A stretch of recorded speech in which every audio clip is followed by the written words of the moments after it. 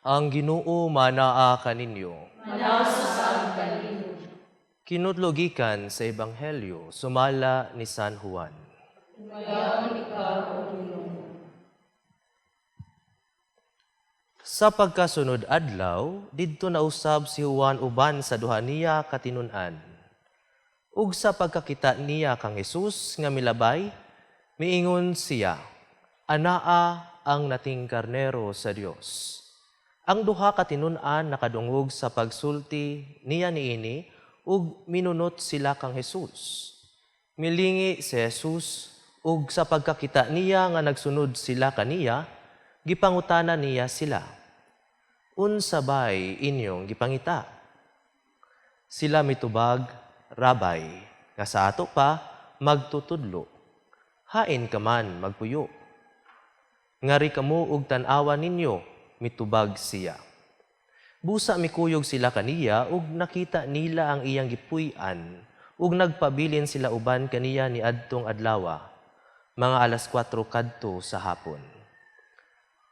Usa ni adtong duha nga nakadungog kang Juan ug mikuyog kang Jesus, mao si Andres, nga igsuon ni Simon Pedro. Gipangita dayon ni Andres ang iyang igsuon nga si Simon. Ug giingnan, nakaplagan namo ang Mesiyas nga sa ato pa Kristo. Unya gidala niya si Simon ngadto kang Jesus. Si Jesus mituto kaniya ug miingon, ikaw si Simon nga anak ni Juan, apan sukad karon nganlan kag Kefas, nga sa ato pa Pedro. Ang Ebanghelyo sa Ginoo. Dayon ikaw, O Kristo. Mga igsoon ko ni Kristo, maayong buntag kanatong tanan. Sa ethics or pamatasan or moralidad, ang mga mabuhat sa tao na siya'y duha ka grupo. Gikategorize ni siya into two groups. Gitawag ni siya na human act and act of man. Human act or buhat sa tao, while ang act of man, gitawag na siya tawhanong buhat. Kung maingon tag human act, nagbuot pasabot niya na, those performed by a person who is acting knowingly, freely, and willfully. These actions are deliberate, intentional, and voluntary. Buot pasabot, ang tao conscious og iyahan na siyang gibuot na iyahang buhaton. Kung nang gitawag na siya buhat sa tao or human act. Ang act of man or tawhanong buhat, mo na siyang opposite sa human act. No? For example, no, ang kanang pagkatulog. No? Matulog man gyud, no? Igsuon ko ni Kristo. Buot pasabot, ang mga mabuhat sa tao could either be, kung ingon tag human act, adunay pamatasan. Kung ingon tag act of man, buot pasabot, walay pamatasan. No? Kunya, maingon tanong, ato ang kasagaran ingon, way batasan. Buot pasabot na maigsuon ko ni Kristo, if walay pamatasan, dili na nato ang ayang hisgutan. Kaya nga naman, unsa pa may hisgutan, wala na gani. And if maingon tag act of man, murag ma-reduce nato ang atoang humanity into animality. Kaya nga naman, maumana kasagaran mabuhat pud sa mga animals. Munang mag-focus sa nganhi sa human act or buhat sa tao, buot pasabot, mga naay adunay pamatasan. Kung naadunay pamatasan, ato apod ni siya makategorize into two groups na pud. Unsa man, maayong pamatasan o dili maayong pamatasan. No? Kung maingon tag dili maayong pamatasan, mo nang mahug sa immoralidad ug sala. Kung maayong pamatasan, mo na siya maigsuon ko ni Kristo, makaingon gyud ta mao ning sakto na paggamit sa ato ang freedom.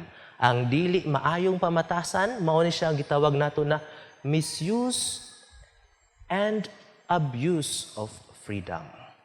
No? For example, taga nato lain pang example maigsuon ko ni Kristo, ang kanang pagkatulog. Ibalik na to ang pagkatulog. Ang pagkatulog per se, or siya rin ka na matulog mangyuta, kay gikapoy ta, pareha sa mga iro, ug iring matulog, mao na siya kung buhaton na siya, gitawag nato na siya na act of man lang, tawhanong buhat, matulog man gyud ang tao, pahulay. Pero kung naay willful ug naa po siya voluntary, pwede na siya ato ang i-classified sakto na pagtulog or sobra or kulang na pagkatulog.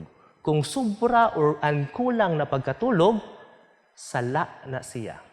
Kung sakto ang pagkatulog, mo nang sakto na paggamit sa ato ang freedom. With this understanding, mga igsuon ko diha ni Kristo, ato ang masabdan ang ato ang second reading. No? Labi na sa pakighilawas. Kay ang pakighilawas, it's an act of man. Buhat man na, or ingon pa gitawag nato na, tawhanong buhat man na, kay kung dili na buhaton, mahurot ang tao.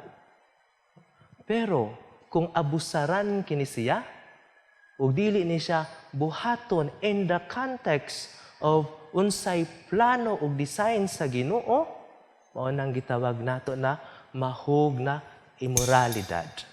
Mahug na sala, the abuse and misuse of freedom. Mo na sa ato ang mga pagbasa maigsuon ko ni Kristo, giawhag kita na unta ang atong mga buhat mahimo unta na mga tawhanong buhat. But pasabot, as man, one act must be done out of freedom. Or as tao, ato ang buhaton, ato ang tanang buhaton out of freedom. Dili misuse, dili abuse of freedom, but the proper use of freedom. But pasabot, it must be done out of rationality, out of reason. Because ang reason is the innate grace of God given to us man. But pasabot, balik na po ta sa sulti ni San Pablo, dili unta ta madala sa ato ang mga desire lang, ato ang mga kagustuhan, kundi we should be led, our life should be lived and led by a life of grace. Grasya, mga igsuon ko diha ni Kristo. Dapat naay intention, naay intent. Sa ato ang first reading, si Samuel, nakabamati ra siya, pero niingon si Eli or si Eli, paminaw. Dili lang kay mamati, paminaw, na ay intention. Because God is calling. Munang kita mga igsuon ko ni Kristo, no? Pahinumdom po nato mga Katoliko. Kanang ato ang pagsimba kada Domingo, unsa man na siya. Is it human act or act of man? Kay lagi madala-dala raman ta. Or naagid ba katay purpose and intention to grow in intimacy or mas maduol o mas makailata sa Ginoo. Mao nang siguro daghang mga kabataan nato na dili ganahan mo simba, kaya ato kita ato ang pagtudlo mayingon man obligasyon. It is more than an obligation. It is a relationship or relasyon na siya na kita makapaduol o muduol ngadto sa Ginoo every Sunday mao na magampo o magsimba kita. And this also holds true, my dearly beloved in the Lord, with our desires. Dinhi sa ato ang ebanghelyo nangutana si Jesus. Unsa bay inyong gipangita? What are you desiring? Kita makapangutana gid baka ta kung unsay ato ang gipangita, what are we desiring? You parents, what are you desiring para sa inyong mga anak na makahuman sa ilang pag-eskwela? Then after that, unsa man? Na madato, doon ko madato. After that, unsa man?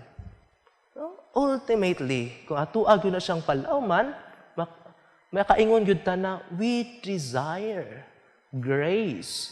We desire na mahiusa o manginabuhi na naa ang Ginoo. That is why, more than mga igsoon ko ni Kristo, labi na sa ato ang mga tagsa-tagsa kapamilya, more than desiring about worldly and earthly things, na maugid ba na siya makapropel or makahatag og fuel sa ato ang mga actions, ato ang tanay i-purify ang ato ang desire. May we really desire na makapuyo ta sa grasya. May we truly desire na maduol ta sa Ginoo. para ang atuang mga actions dili malayo sa atuang kabubutor, being free, so that our freedom will never be abused and misused, but properly used. But pasabot according sa design sa atuang Ginoo. Then diha sa atuang ebanghelyo usab si Andres gipangita niya because nakita niya unsa ang tinuod o sakto na pagbuhat sa freedom iyang gipangita ang iyang igsuon. That is why we are also called, especially in our families, our communities. Hinaut-unta atong dadon ang atuang paningkamutan na makahimong witness ug matudluan ang atuang mga igsuon, atuang pamilya, unsaon paggamit sa freedom. Unsaon ang pagpuyo nga naa sa grasya sa Ginoo. Hinaut-unta. Amen.